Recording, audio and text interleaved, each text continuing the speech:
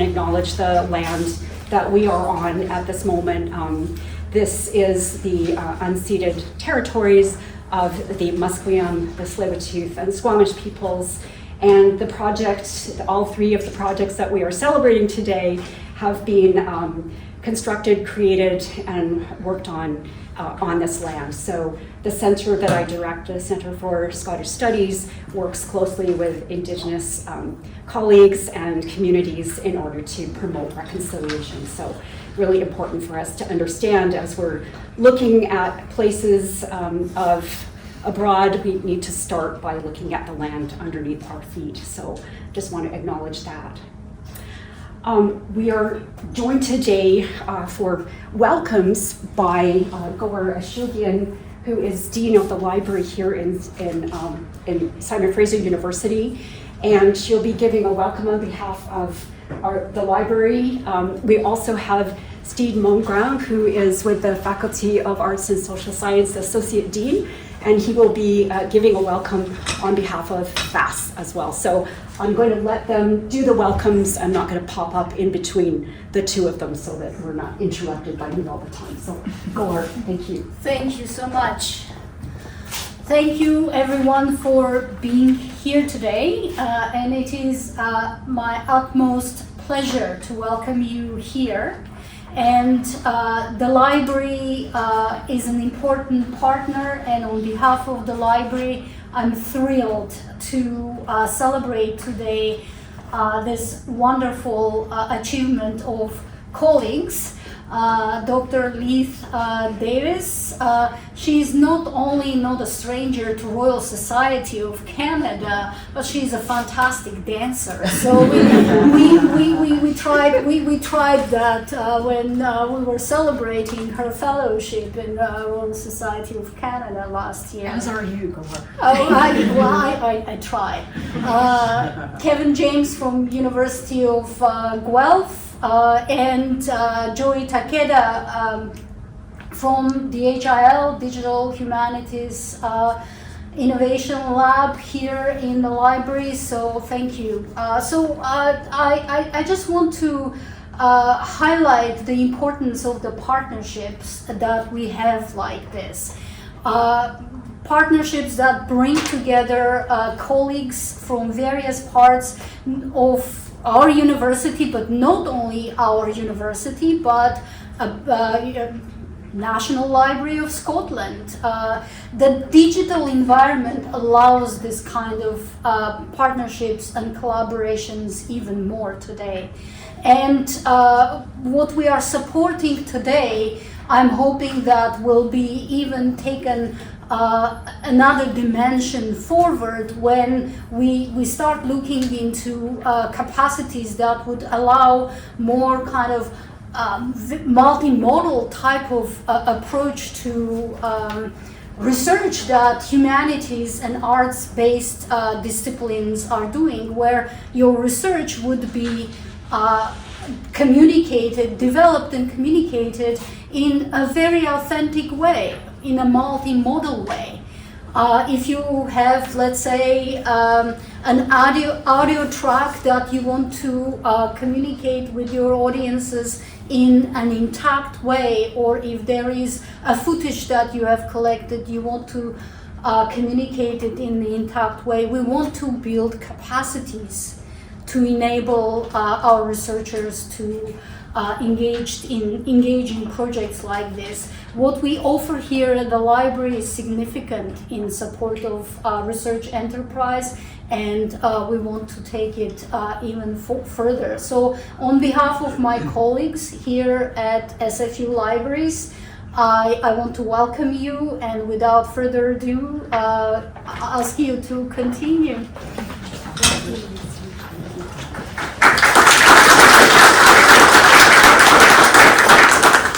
Hi everyone, I will follow up by welcoming you from the Faculty of Art and Social Science here at SFU. The three projects that you'll see presented today, the two publications in the major digital humanity projects are exactly the types of things that fit into our research strategic plan things that are multidisciplinary, things that are across institution, and importantly that involve student into the project. I heard that about 20 students have worked, including undergraduate students in classroom setting, both here and at Guelph. So very proud of the accomplishment. FAST is always proud of the Center for Scottish Studies. We're happy to support it, do great work, many outreach activities that are reaching all over the lower mainland, Guelph, Montreal, Scotland. So very proud. Welcome you. Nobody's here for listening to an economist talking, so I will let Thank you so much. Before I get started into telling you about the projects and introducing the projects, I just want to briefly acknowledge all the help that we've had. This is, as Steve was saying, and Gohar was saying, multidisciplinary, multi-institutional, multi-international, and we've had support at all these different levels. So Social Science and Humanities Research Council of Canada, Digital Humanities Innovation Lab here, the National Library of Scotland, Department of English, Faculty of Arts and Social Science at Simon Fraser University, Archival and Special Collections at Guelph, College of Arts at Guelph, Institute for the Advanced Studies in the Humanities at University of Edinburgh. And all of these organizations have supported us financially and in kind. So huge thanks to all of them for that work that they have allowed us to do. There is a team approach today. So what I'm going to do is basically just describe the origins of the 3 projects that we are celebrating. And then I'll move on to, my colleagues will move on to tell you a little bit more. So when I was thinking back, I realized that these 3 projects in fact started with checking footnotes. And they started with my previous book, Mediating Cultural Memory in Britain and Ireland, which utilized a collection called the Lyon in Mourning. And the Lyon in Mourning is a collection of letters, written down eyewitness accounts, narratives, poems, you name it. It's in the Lyon in Mourning. I had used this Lyon in Mourning, which was put together by an Episcopalian clergyman called Robert Forbes between 1747 and 1775. Now, for my work, I had used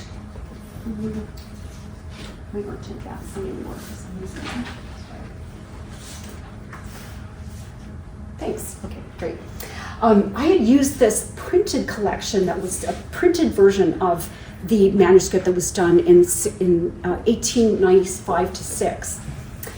And I thought, as someone who's a scholar who likes to check my sources, I should really go see the actual manuscript that this was based on. And so I was in the National Library of Scotland in December 2019, and it was like a eureka moment in the archive. They brought to me the 10 volumes of the manuscript. And here you can see here, this is the cover, this is the inside of volume 2. They brought them to me and I realized this printed collection comes nowhere near really approximating what this enterprise was. Robert Forbes compiled 2,148 pages of these Jacobite recollections, and he bound them in 10 volumes between 1747 and 1775 when he died. So what he's doing is not just collecting them, but he scribed everything out. So he was really like an embodied witness of the cultural trauma that the Jacobites had experienced. And his interest then was preserving these Jacobite memories, but he does so through his own body with his impressions on the manuscript as he is writing and compiling and listening to people sometimes as well as he is sharing this material. So you can just see for yourself just the difference of the sense of the marks, the impression, the embodiment of the manuscript versus what is an edited volume basically with footnotes here. Robert Forbes puts his own notes in the margins. He is everywhere in that manuscript, so he's not just in the margins of the manuscript.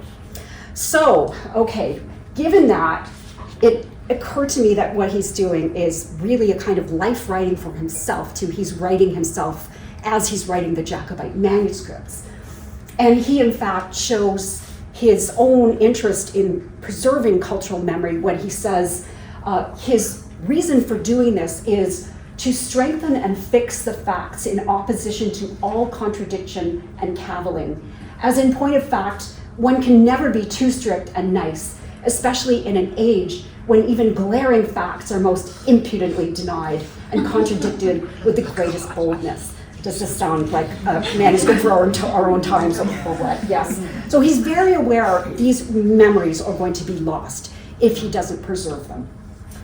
Not only is this his accounts, written accounts, but he also pastes into the covers relics such as a piece of the fabric that Charles Edward Stuart wore when he was dressed up as a woman to escape, as a maid to escape with Flora MacDonald.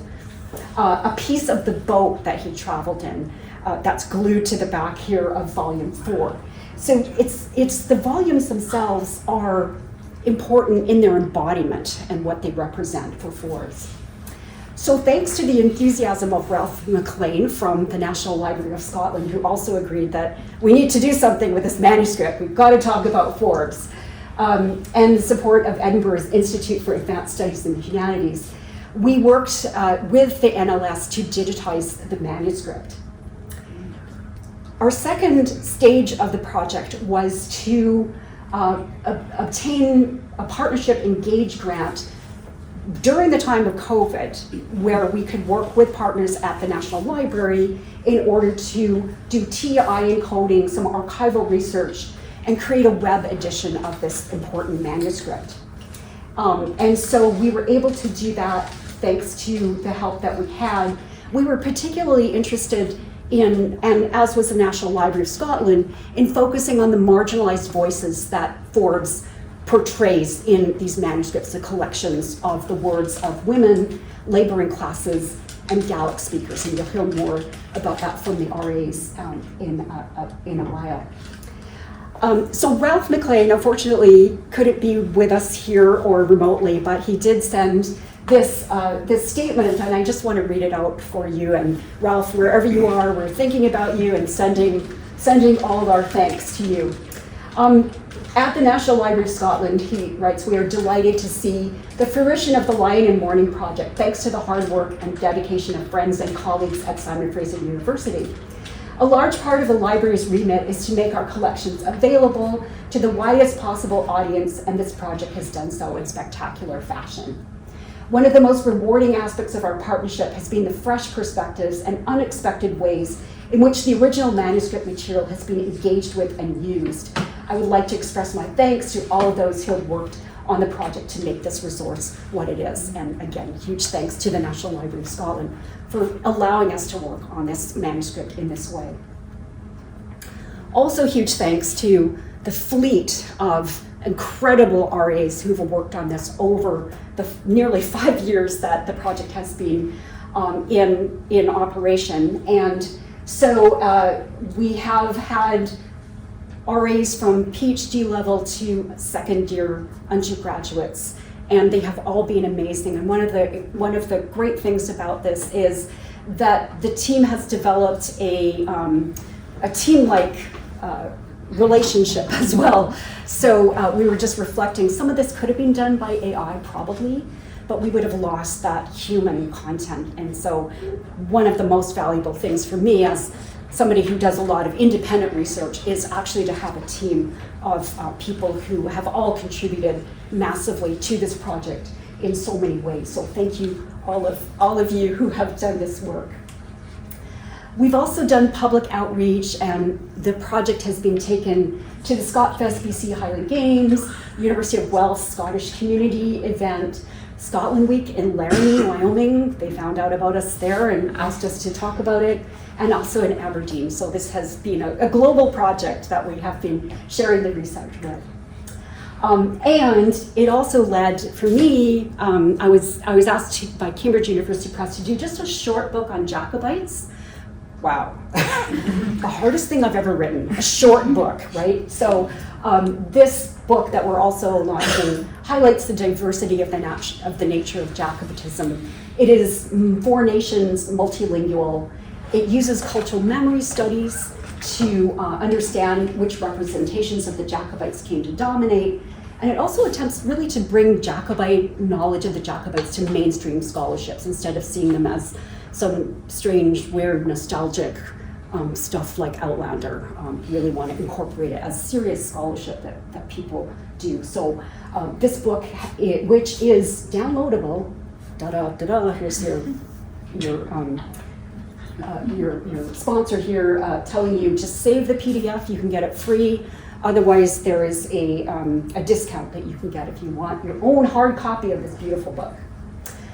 And speaking of beautiful books, the other book that we are celebrating is Shaping Jacobitism, and I'm going to hand things over to my colleague, Kevin James from University of Guelph, who is the chair in Scottish Studies there. So Kevin, you Thank you very much. Like many profitable academic enterprises, the idea behind shaping Jacobitism 1688 to the present memory culture networks originated in an informal discussion between Leith and me about how our 2 research centers might enhance cooperation. Already she had plans for an Edinburgh symposium well underway, which I had the pleasure to attend, and through attendance to appreciate just how far the Lyon in Mourning project had developed and how impressive it is, as you've seen today. We contemplated expanding these lines of inquiry, incorporating diverse perspectives on Jacobitism, a broad textual field, and encouraging exchange between scholars at various career stages, from various disciplinary and theoretical positions, with a variety of methodological skills and propositions, and perhaps, we hoped with the support of a Shirk Connections grant, bringing scholars to Guelph, where we supplied not so much our own network or density of Jacobite scholars, as much as a rich collection of very rare Jacobite material that was being mined for teaching and student exhibit purposes, and food for conviviality and intellectual exchange. How might we marry the expertise of international scholars from Canada, the US, Scotland, England, and Ireland, and the inspiring spaces of and sources from the University of Guelph's Scottish Studies collection? As it stands, that Guelph-based event, for which Shirk Connection support was critical, was realized in the months after travel became possible and in hybrid format, featuring performances, public lectures, and a symposium, as well as a student-curated and installed exhibit and a tour of our archival and special collections. And their participants included so many who contributed to this resulting publication. Out of a project premised on elucidating historical networks, emerged a transnational and transdisciplinary scholarly network of its own that engendered dialogue and inspired the volume that we are launching today. Collaborating on a special issue of the International Review of Scottish Studies based on the Lyon in Mourning project and on Shaping Jacobitism presented so many occasions to learn from the supreme professionalism of that coterie of contributors.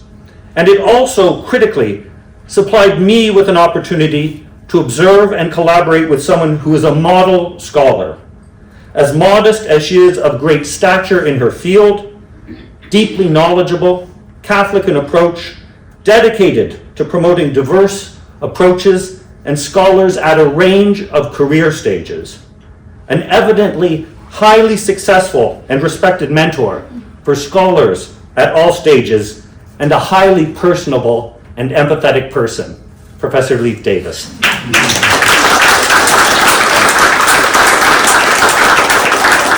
I learned much from Leith, her team here at Simon Fraser University, and where there is a remarkably collegial model of learning to which Leith alluded, and from a sterling coterie of contributors that it included scholars of material culture, of Gallic and Gaelic culture, of social and political networks, of intellectual currents, of trauma theory, of memorialization, and from specialists of genres of writing, modern mediatizations of Jacobitism, and established and new methods for the study of historical and literary sources.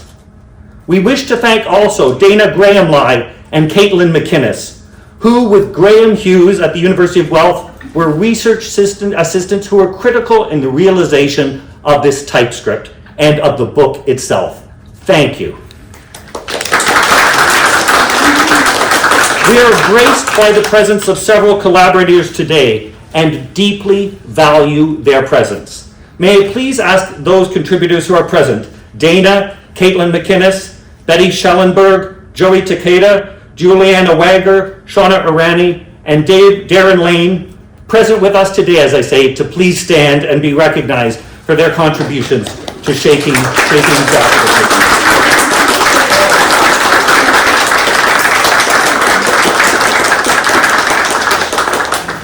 I hope that you enjoy the volume, appreciate the labors of so many scholars with diverse skills who contributed to it, and appreciate it as our modest contribution to a robust and important and impressive body of literature. Thank you.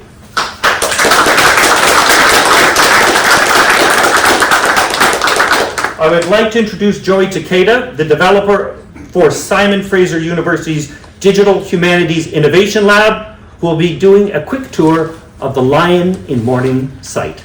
Thank you. Joey.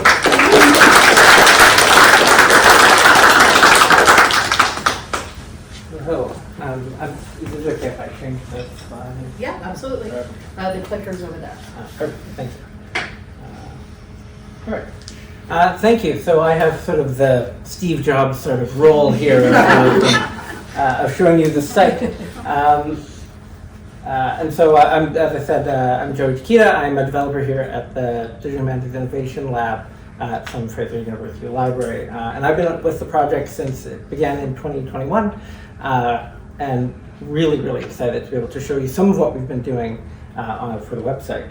Of course, that is the URL. I encourage you all to go to it. Secretly, if you just do lim.detail.lib.svu.ca, that also works. But Lyon Mourning is its full name. So this is the homepage of the website. This represents, as we were talking earlier, represents the work of 14 research assistants over the last 5 years, transcribing and encoding approximately 700,000 words over 630 items. Like Forbes, we had hoped to make the website as complete and exact as possible, as the quotation says there. And like Forbes, we recognize that it is an immense task, extremely large task, and one that kind of continues to grow always, and one that can hardly ever be said to be complete. But we're thrilled to launch this first edition of the website and showcase some of the ways that the website enables new and exciting possibilities for research into this manuscript. You can't see it here just because of the bar, but the top menu header allows you to look at the manuscript in two different ways, either by volume or by genre. And from there you get to see a table of everything. This is from volume 3, I believe. And you can see all of the different items listed in order. The titles primarily come from Forbes' own table of contents at the back of his book, but we've had many interesting and complicated conversations about trying to reckon with Forbes' own organizational strategies and our own are the ones that would be useful for us. You can go to any item there, and you'll see that we have both the fully digitized zoomable manuscript on the right-hand side from the National Library of Scotland, and then on the left, you'll see a lot of metadata or data about data. So this is all the information about who worked on the file, some of the information about the titles, page ranges, etc. To aid with research as well, if you click the patent title, it also allows you to see the patent version, that 19th century edition.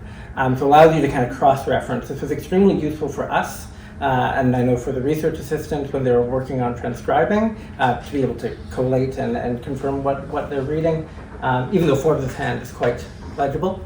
But it will allow you to kind of move back and forth between the two. But since we want to see the original manuscript and we would like to work with the original manuscript, we've taken great lengths of trying to replicate as much as we can some of the material traces of Forbes' work. As we learned as we started to work through this, Forbes really tried to do that with his own, with the own authors he was transcribing. So we have taken his cue and really tried to recognize the sort of interpretive nature of the material traces he leaves. So some of the things that you can see are all the links in blue, as well as trying to ensure that all the footnotes are accurately captured. We've even tried to use as much as possible his own footnoting symbols, because he has a sort of complex strategy of using footnote symbols. For every footnote, you get both a pop-up and a footnote at the bottom to kind of help realize this sort of hypertextual sort of dream that Forbes had with the manuscript, and shows all the volumes and the pages. Forbes was quite fond of cross-referencing between, evidently he was going back at later stages and writing footnotes of pieces of evidence that confirmed or didn't confirm information. And from all the page links you can go and it directs you to that item that Forbes is referring to. In those footnotes as well and throughout the text, there are many instances of people. So there, just at the bottom of the screen, we've tagged all of the people, and I have the numbers for this. We've created this personography of people, a database of people, which you can access under the Networks tab on the top menu. But so far, we have 1,234, which is a very nice number, people identified in our personography, and that with 10,490 names tagged so far, as well as 1,213 references to people who we can't identify, but we do know that they're there as part of the project. So for every person, there's a pop-up. It shows where they're mentioned, and a little biography. This is still kind of a work in progress, the biographies and biographical statements. More research needs to be done for these people, but we wanted to make sure we have a good starting point to do that kind of research. Every person gets their own page, and you'll see that there's some metadata related to this person, as well as all the different variant names that they have in the as tagged throughout the documents, as well as all the instances in which they are mentioned. So you can go and look from a person to all the documents in which they can be found. We've also done this with places to a little bit of a lesser degree, but we still have, I think, 950 places or something tagged or created in our database of places. And we're looking to start working on really figuring out the sort of geographic scope and the sort of networks of correspondence and geographical component. Of course, like many things in the Lyon and Mourning, it's highly complicated. The kind of networks of information are quite complicated geographically for Forbes, so this is something that we are wanting to work on in more detail in later phases. The last thing I want to show is the search functionality. So you can browse by volume, you can browse by genre, but you can also browse using the search. The search has a number of filters on the left-hand side that allow you to work across the documents in multiple ways. And you can also limit the searches to either just the transcription or just the editorial notes or other features of the document. The search is also quite sort of highly powered. It allows you to do a number of different kinds of searches, so looking for exact phrases, looking for wildcards, so to deal with irregular, inconsistent spelling. The search allows you to do that as well. There's more that I could say and more that I would like to talk about, but I want to make sure that there's more than enough time to hear from the incredible research assistants that we have here today talking about the project. So for now, I'll say that we have far more detailed information about the project on our About the Project page, as well as in our documentation. All of our documentation for all of our encoding practices to get into the weeds of how we work is all available on the website as well. So you can see how we take things, some of the decisions we've made, the real sort of praxis of the work that we're doing. So now I will turn it over to the Lyon Mourning Research Assistant and the DHL's Digital Fellow in Textual Editing, Kaitlyn MacInnis.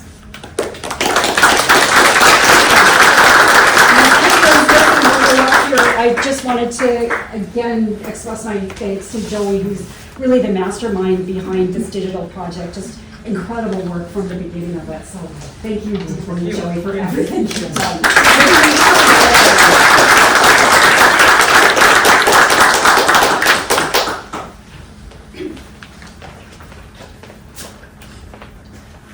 Hi, I'm Kaitlyn.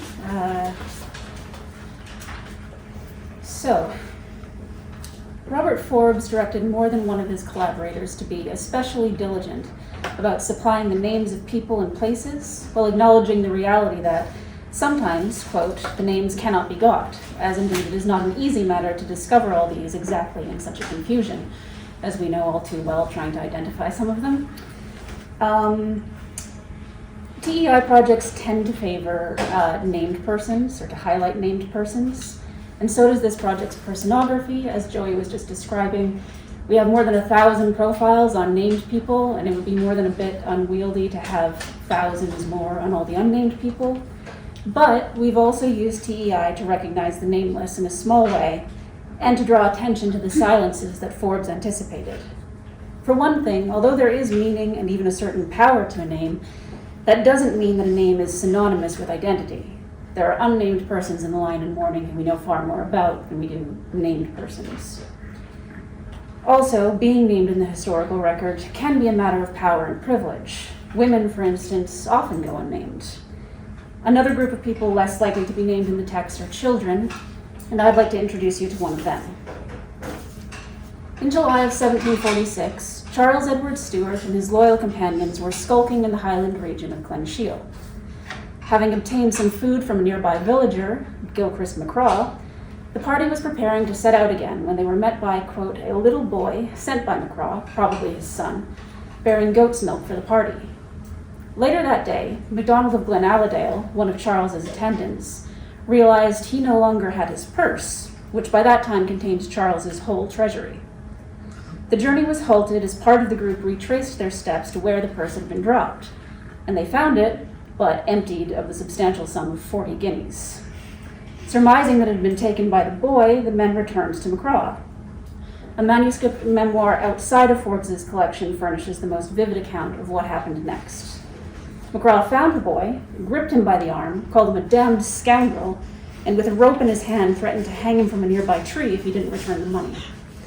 The boy is described as shivering with fear as he instantly retrieved the money, which he had buried about 30 yards from MacCraw's house. That's 18th century parenting for you. If this passage awakens your sympathy as it did mine, I'd like to dwell with that sympathy for a moment. Now, maybe this boy was just a self-serving little sociopath.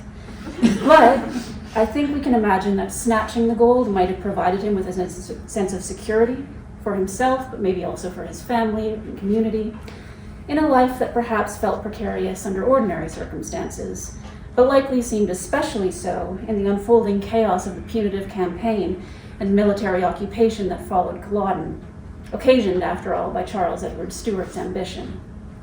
We can also say that it took considerable, if not wholly admirable, boldness to break with the important Highland custom of hospitality, and to risk incurring the wrath of these soldierly men with aristocratic bearing who by this time had the appearance of brigands. Returning to the account in the Lyon and Mourning, Charles's party was reunited, and while progress had been stalled, Charles waited in hiding. While he was in hiding, some government soldiers had passed through on Charles's intended route. If not for the affair of the purse, Charles and company would have walked directly into enemy hands, risking capture or violent confrontation. Charles and his supporters attributed this narrowly missed catastrophe to the hand of Providence. Maybe. But what is more certain is the agency of that little boy whose name might never be known for certain. So, if you're browsing the Lyon in Mourning and getting to know its people, maybe pause and spend a moment with the nameless ones.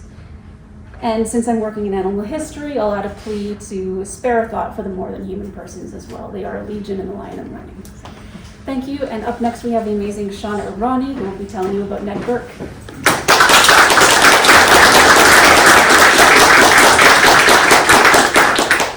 Hello, my name is Shauna, and I'm going to talk about the man, the myth, the legend, Ned Burke. And if you're sitting there thinking, who on earth is Ned Burke? I understand. Just stay with me. He's basically the side character who wanders into the main plot. Forbes often talks about him with a mixture of respect and exasperation. At the start of the manuscript, Forbes claims Ned had a great difficulty putting things together in a tolerable way. Honest, plain, rough Ned had never entertained the notion that any journal or account would ever be asked of him. Had he known this, Forbes suggests, he would have stored his memory with a more plentiful stock, as he had an abundance of materials to work upon. And indeed, everything about Ned is dramatic. Take, for instance, how he met the prince in the first place. Charles Edward Stuart and his small, hungry, and fatigued army are forced to retreat. The prince gets his horse shot from under him. In the panic, the prince calls for another horse. The horse is brought to him by a groom, who is of course killed by a cannonball in that moment. Enter Ned Burke. He takes stock of the situation and agrees to be the prince's guide. And so begins Ned's journey, the unlikeliest hero of the Highlands, a man who, as Forbes underlines, cannot read or write, but he is instrumental in keeping the prince alive. The dangers were real. Storms, enemy patrols, and according to Forbes, a great need for physical comedy. He records, Ned Burke fell backwards over the rock about 6 yards high and narrowly escaped being bruised by falling among sand. 6 yards. Clearly, survival requires both courage and a knack for slapstick. Burke is also a master of disguise. When the army comes looking for him, he grabs an old coat and some shoes, he hides his Highland clothes under a chest, and he strolls right past the army. Yet, nothing seems to test Ned's nerves like butter. The best he can manage is to present the prince with butter that is mixed up with crumbs of bread. 6 lines of the text are devoted to this culinary crisis. It is the apex of Ned's life of hardship, and only resolved when the prince assures him the bread is no poison, it cannot file the butter. But for Ned, food is how alliances and enemies are made. Almost every problem he faces, evading capture, winning the prince's trust, surviving the Highlands, revolves around food. Who has it, who doesn't, and who's willing to share it.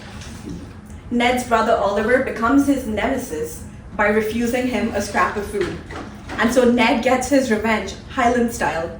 He takes a sheep from Oliver's flock, chops off its head, hoists it over his body, and takes it to eat at his leisure, savoring both the meal and the sweet taste of revenge. On the other hand, Ned earns the favor of a shoemaker's wife, who, under the cloud of night, brings him a little food. This shows that Highland survival sometimes requires more charm than cannon fire. I would argue that Charles Edward Stuart's survival hinged on Ned Burke and his questionable meals, from fresh salmon to, yes, cowbrain cakes. So essential was Ned that the prince even took on his name, disguising himself as Betty Burke. The prince recognized Ned's loyalty, and ultimately so does Forbes. The same Forbes who at length writes about Ned's humble background, mean parents, and ignorance of the first principles of human learning, at the end composes a eulogy for him, noting that Ned preferred a good conscience to £10,000. Ned's story in The Lion and Mourning reminds us that survival is messy, loyalty is complicated, and heroism doesn't always look the way we expect it to. So here's to Ned Burke, a man who teaches us that history isn't just battles and strategy, it's cow brains, stolen butter, and a lot of human determination. And maybe, just maybe, a bit of bad luck along the way.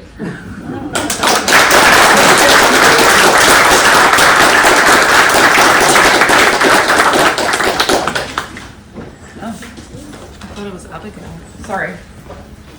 Hello. Okay. 2,000 oysters and 35 dozen eggs. Seems like a lot. And this is James Gibbs' meticulous list making. So when I first began transcribing The Lion and Mourning in January 2022, I was assigned the Big Gibbs list. This long list is from pages 966 to 1008 in the manuscript, and it includes lists of supplies, food, people, and stories of the Jacobite soldiers and Charles Edward Stuart, or the Prince.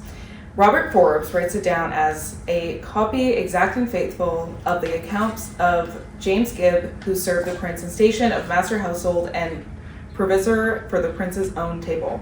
That is a lot to say. Okay, there we go. So if you have ever wondered just how many oysters, did I go the wrong way? Oh, there we go. Tech issues. If you have ever wondered just how many oysters a group of soldiers needs on any given day in 1745, this list is for you. So we'll get to the oysters in a second. But another intriguing list of items on November 30th, 1745 includes 27 pounds of veal, 2 rabbits, 2 geese, 20 chickens and hens, 6 pounds of sausages, eggs, flour, apples, wild fowl, trips of beef, and 18 pounds of candles. Which, yes, that's the right one. Only days later, they need a restock on most of these items. This list shows just how much was being consumed by these soldiers and how frequently they had to procure these items and other necessities like a bunch of candle wax. But I promised you a crazy amount of oysters. So on March 4th, 1746, the soldiers had 2,000 oysters in Inverness. 2 days later, they got another 1,000 oysters. And on the 13th of March, they got another 700. Our team has had many conversations about these oysters. How do they transport them? How do they know they have 2,000 oysters or 1,000 oysters? How many oysters can one person eat in a day? Who knew how many questions oysters from 300 years ago would have? There are more oysters listed in these next few pages, so if you're still interested, feel free to search oysters in the search bar that Joey showed us and calculate just how many oysters these soldiers went through, because it's a lot. More seriously, this list also includes references to women in the servant class in the list themselves, as well as notes that are interspersed throughout. So on page 995, for instance, there's a reference to a servant they hired for Lord Lovat. On page 974, there is a reference of the ale, wine, and other provisions they gave to the landlady for the use of her house, with the note that she is, quote, a sad wife for imposing, which is that quote right there. So these are 2 examples of the unnamed people, again, that Kaitlyn mentioned, that contributed to the Jacobites in ways that are often forgotten and or erased from history. This list, as well as the rest of the manuscript, includes perspectives that have been erased, and it is especially striking to read of the women and servant class and their contributions to the cause. And that's all I have for you. Thank you.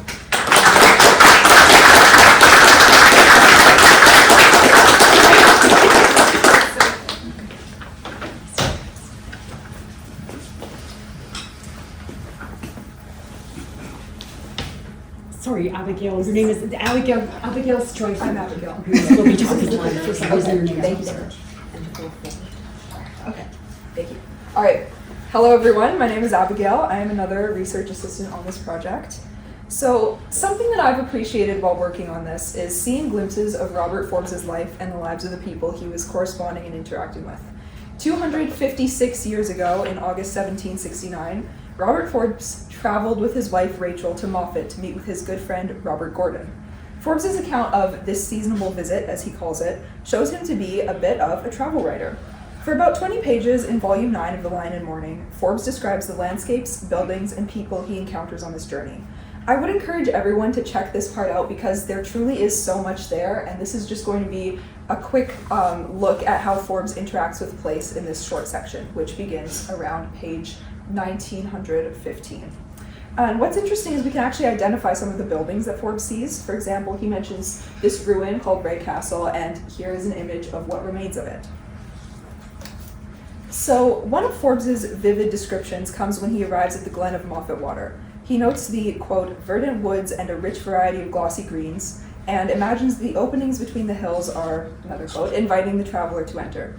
Then, interrupting this welcoming landscape, he likens one of the mountains to, quote, an aged sire with grim looks and knit brow, forbidding the promised access. So we get these rich descriptions of the places Forbes is visiting that help us get immersed in his world and understand what he was seeing and what he was feeling. Forbes also shares these anecdotes which associate the landscape with events that have taken place there. For example, there is a hollow, which Forbes says is named McLaren's Leap after a drover named Donald McLaren who escaped from some soldiers there in 1746. This part illustrates how past events have continued to shape the way people view some of these places. In this case, the hollow is explicitly linked to Jacobitism. Then Forbes shares anecdotes from his own travel stories too. We hear about how he and his friends repaired a broken chaise on their way to Grey Mare's Tail, this waterfall. Forbes' party also meets a little girl who actually is named, her name is Ellie Welch, and her conversation with them makes it into the Lyon and Mourning as an interesting interview with a child.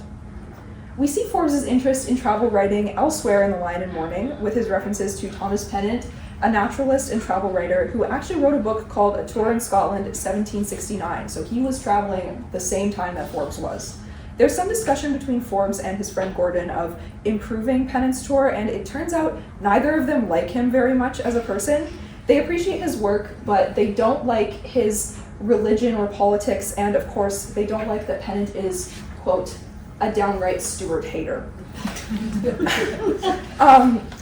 The Lyon and Mourning lets us see many different aspects of Robert Forbes. He was, of course, the chronicler of many Jacobites' experiences, but as has been mentioned, he was also the embodied witness, and there's so much of him in this document, including this interest that he had in travel writing. Thank you.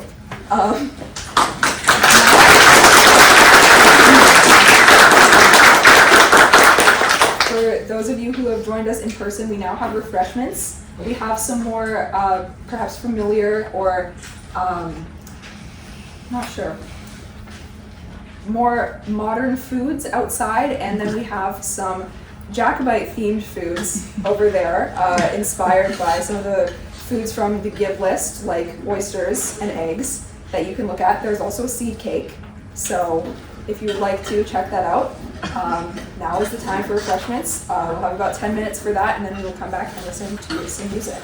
Thank you. Thank you. And just huge thanks to my praise. These guys are incredible. Like, you can tell. You just got a glimpse of that. So